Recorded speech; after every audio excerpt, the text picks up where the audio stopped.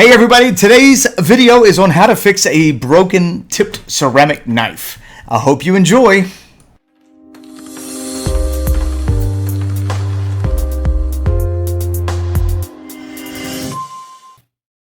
A few days ago, I was at a friend's house and we were talking knives, obviously, and this guy gets pulled out. And before I could even think the words, "Can I have that? I want to fix it," just kind of spewed out of my mouth. And so I ended up with this ceramic knife with a broken tip, and you could see the blade there has got several chips. And I thought it would be a great opportunity to make a video on how to sharpen and how to fix a broken ceramic knife. So if you've seen my other Santoku video on how to fix a broken tip, you'll know that there's two ways to do it. Way number one is this way. And this is how we fixed the other knife, is to basically reprofile the belly. But I didn't like the design. It sort of changed the function of the knife. And so the easiest way for me to approach this particular task would be to simply shorten the knife by a couple of millimeters. And basically what we're going to do is we're going to shorten the tip of the knife so that it encompasses that chip. See what we're going to do right there? And so it looks easy enough. We're not taking a lot of ceramic off.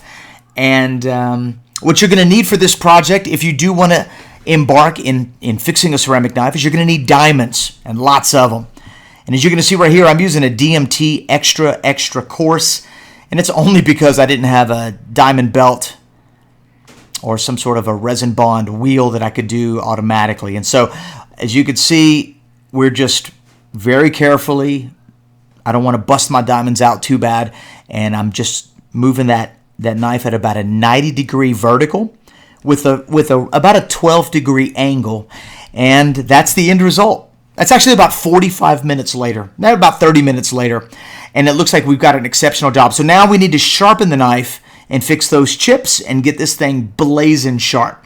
And so what we're going to do in order to do that is get our diamonds out. And I debated over whether I should just use the diamond matrix stones, but I actually started with the 300 and I needed something a little more aggressive. So I'm starting with the Atoma 140, and what I'm basically going to do is I'm going to take that Atoma 140 and I'm going to thin that edge just a tiny little bit, and that's going to also absorb those last little chips that are in the blade.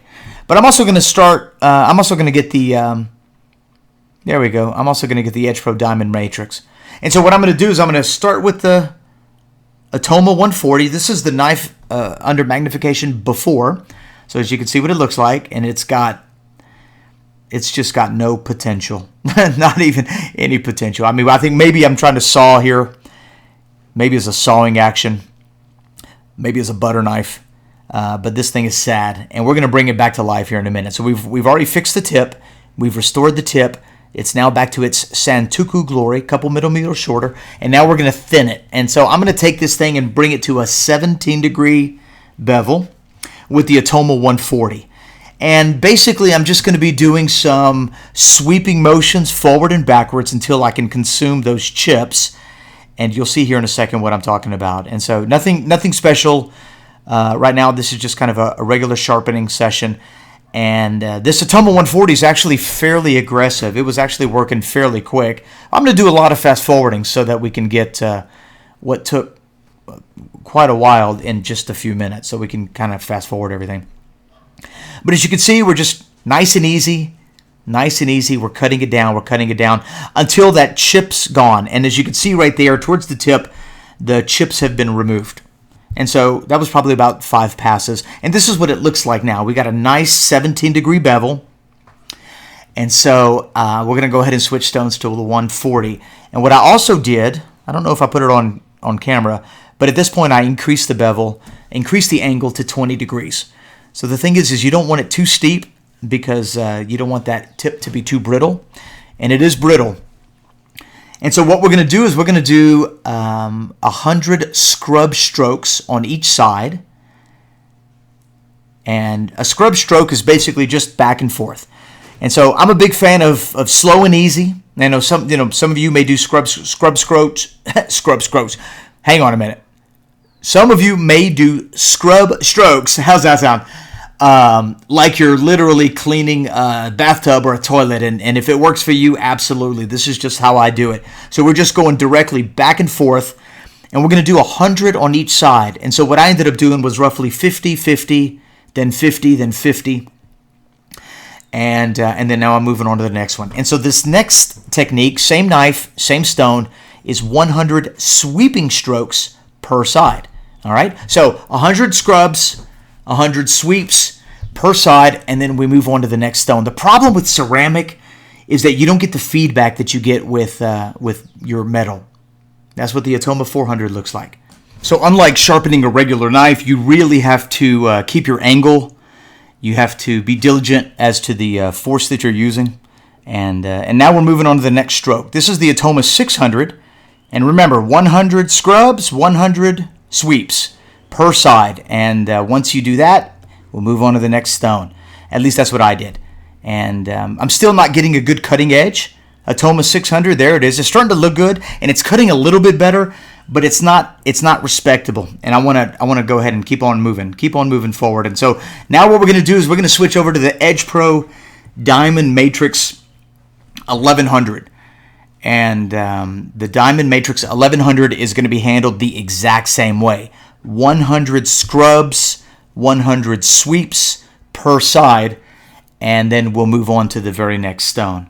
And so what I'm trying to do is I'm trying to, if you've ever sharpened ceramic, you know that it takes a little bit of force, but you don't want to move too fast. Once you start to see that white sort of slurry appear, then you know that ceramic is coming off. And depending on your grade of ceramic, well, that may take longer than others, so to speak.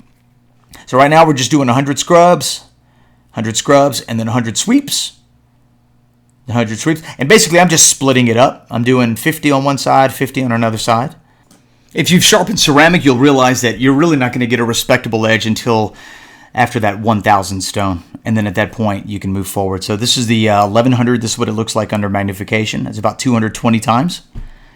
This is where it gets a little tricky. So your technique's going to change here. For the next 3 stones, we're going to use stropping strokes only, right? And so we're going to basically be doing edge trailing strokes exclusively now until we finish this particular sharpening. What I found is that the Diamond Matrix 2300, the 4000, and the 6500, if you sharpen it normal, at least on ceramic, then it causes the edge to chip. So we're just going to be using edge trailing strokes as we finish. And so remember, 100 scrubs, 100 sweeps. And right now we're just doing edge trailing scrubs only, right? That's a mouthful. As soon as we're done with the edge trailing scrubs, we're going to be doing edge trailing sweeps. And so to save a lot of time, you're going to do this exact same technique for the next 3 stones, or until you finish, if you're using the Diamond Matrix. And so you got the 2300, the 4000, and the 6500. And what I'm going to show you as the last clip here coming up is what you're going to do right as you finish up. And so here's what the 2300 looks like under magnification. You're going to see what the 4000 looks like under magnification. And this is the absolute last thing that you do if you're sharpening ceramic. Absolutely critical. You can't miss this step.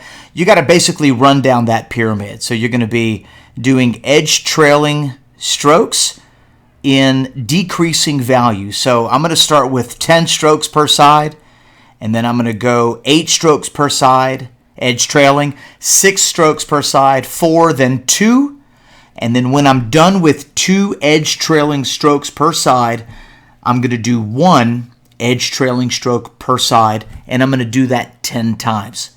I know it seems ridiculous, but man, it actually makes an incredible difference, because I did some cut tests prior to this, and I did it after this, and the difference was incredible. And so this really tightened up the edge.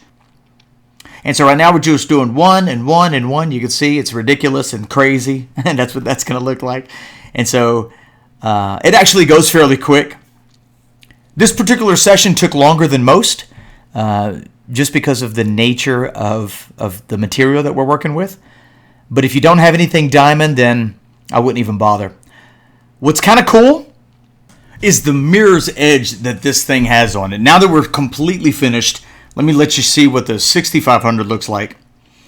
Nice clean bevel all the way around, no chips. I mean, literally mirror's edge, and this thing is blazing sharp. It is incredibly sharp.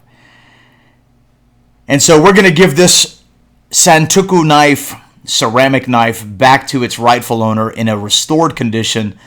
And look, if you don't have a DMT extra coarse diamond plate, look at the description below. I have found the absolute best bargain on the internet, and I put a link below for it.